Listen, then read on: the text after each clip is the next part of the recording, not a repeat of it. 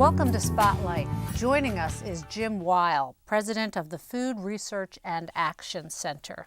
Hi, Jim. How are you? I'm great. Good. Thanks for having me here today. Sure. Okay, Jim, tell us a little bit about FRAC's campaign to end childhood hunger. Well, we started this more than a decade ago, and it was really an attempt to mobilize people, the public, but also national, state, and local partners, nonprofits and business and labor and the religious community and others to end childhood hunger in this country, which is really a disgrace. Any hunger in this country, of course, is a disgrace. We're wealthy enough, even during a recession, to eliminate hunger in this country, but particularly childhood hunger is a disgrace. And so it's an attempt to mobilize people, but also to do the policy work around school meals and childcare food and food stamps and the WIC program and other programs to lift all kids out of hunger. And I think we can get there through the food programs and by raising family incomes. And it's something we have to do as a country. As Congress considers reauthorization of child nutrition programs this year, how do you think that those programs could be improved? Sure.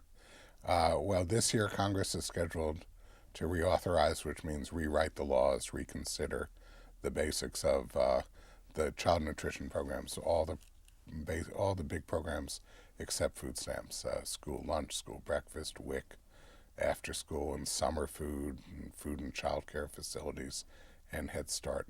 And there are important ways to improve that. We have to improve access so we get more kids in those programs. Only about 46 kids eat school breakfast for every 100 that eat school lunch, low-income kids. That we're not going to get that number up to 100, but it ought to be 60 or 70. So we need to improve access to school breakfast, summer food, which is terribly underutilized. So getting more kids in these programs, more low-income, moderate-income kids in these programs is one fundamental goal. The second is improving the healthfulness of the food. School meals and childcare food isn't ideal. It's actually better than parents send in with brown bags, certainly better than what kids get if they leave the school grounds and buy it themselves, but it's not good enough. We have to make the food in these programs more nutritious, healthier, use the programs to more effectively combat obesity. And to do that's going to require money from the administration and Congress to improve the programs. The president's proposed $5 billion over the next 5 years for improvements over and above what's already being spent. That's a huge, great start. We're hoping Congress will do even better.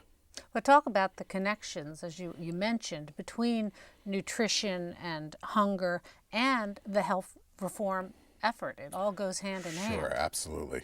Well, there's too much obesity in this country among all classes and also including among low-income people. And the issue of obesity among the poor is in many ways similar to everybody else's issue: too much television, too little access to healthy foods, et cetera, et cetera.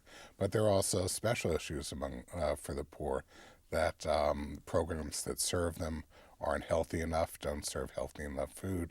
They don't have enough resources to buy a healthy diet, which often costs more than a non-healthy diet. A lot of low-income communities, it's hard to find fruits and vegetables and whole grain products.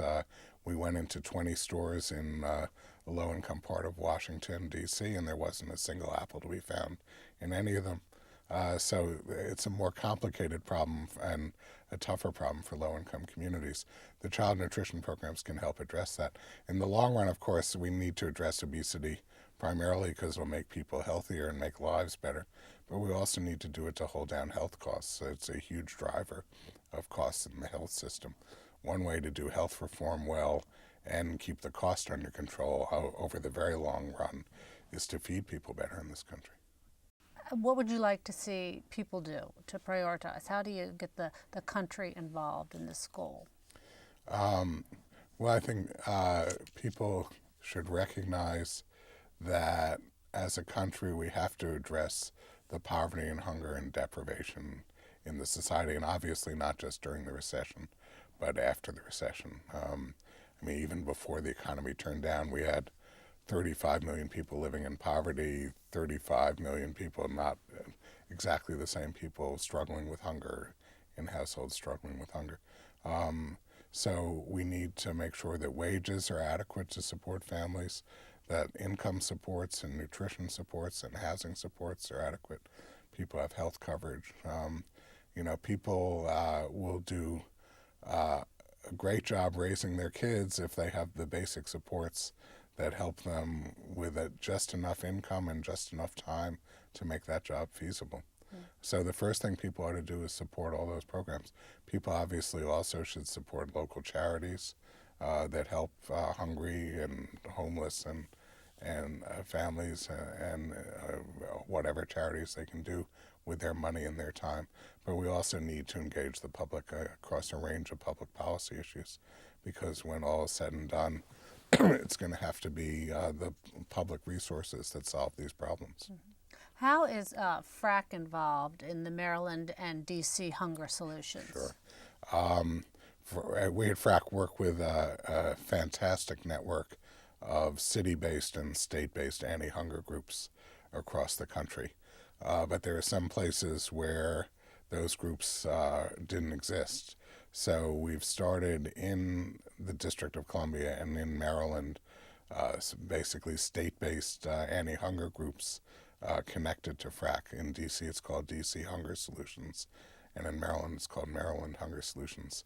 And they're doing at the state and city level all the same types of work in terms of pushing to expand food stamps and school breakfast and summer food and WIC, and build in healthy eating, get farmers markets into low-income communities, and strategies like that. So it can't all be done at the federal level. We certainly know we need really strong anti-hunger, anti-poverty efforts in every state and every city and every rural area of the country. Yeah, because I'm assuming, is it worse in rural areas or it's worse in city areas? Where do you find the concentrations of the... Well, it's everywhere, of course, hunger and poverty. The poverty rates and hunger rates in rural areas are really comparable to those in metropolitan areas. They're probably lower than in core cities, higher than in suburbs, but they're not substantially different. And, we think of rural areas, we think everybody lives on a farm and has access to food, but most people in rural areas aren't living on farms. Many of them aren't connected at all to the agricultural economy. So there's a lot of hunger in rural areas, a lot of lack of resources. Let's talk about how much hunger is there in America today. Well, the Census Bureau surveys families, and the Census Bureau and USDA give us a count of people. And their latest count, which is from before the recession, is 36 million Americans were living in households that were struggling with hunger to one degree or another. And 13 million, nearly 13 million children, I think about 14% of children were living in those households. In the new Recovery Act, is there money earmarked to help hunger issues? There is. Most of the anti-hunger programs, food stamps and school meals, are entitlements, and they're counter-cyclical in the sense that they grow with the recession anyhow. When a recession happens anyhow, as more people become eligible, they can get in. Congress doesn't have to appropriate new money.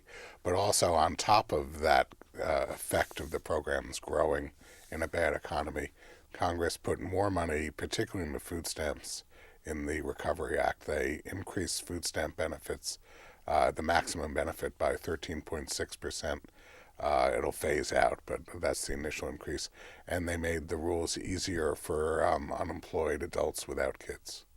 Now, the president has also stated a goal of ending childhood hunger in this country by the year 2015. Right. Is that a reachable goal? It is, and it's great that he's not only said that goal during the campaign, but he's talked about it since the campaign. It's in the budget documents. The new Secretary of Agriculture, Tom Vilsack, talks about it. So they seem committed to the goal, and we're committed to the goal. And it's a reachable goal. It's a goal that we can reach in part by improving the nutrition programs, getting more kids into school meals, raising food stamp benefits, getting more families on food stamps. But it also will require a good economy, economic growth again, and economic supports, refundable tax credits, good unemployment insurance. Mm-hmm. It can't be done through nutrition programs alone.